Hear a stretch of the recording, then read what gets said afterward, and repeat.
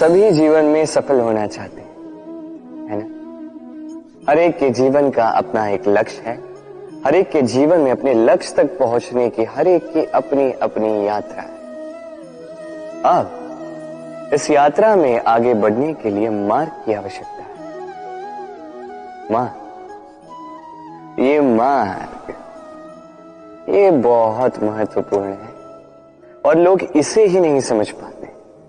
अधिकांश लोग अपना जीवन व्यतीत कर देते हैं मार्ग ढूंढने में, तो अधिकांश लोग जीवन व्यतीत कर देते हैं इस मार्ग को बदलने में, किंतु ऐसे तो सफलता नहीं मिलती। अब आप पूछेंगे ये सफलता मिलती कैसी है? ये सफलता उन्हें मिलती है जो अपना मार्ग स्वयं बनाते हैं।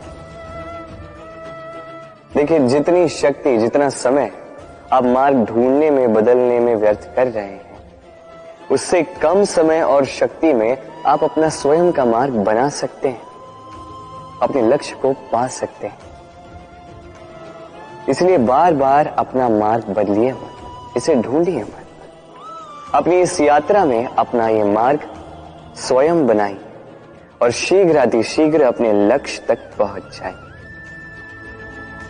राधे।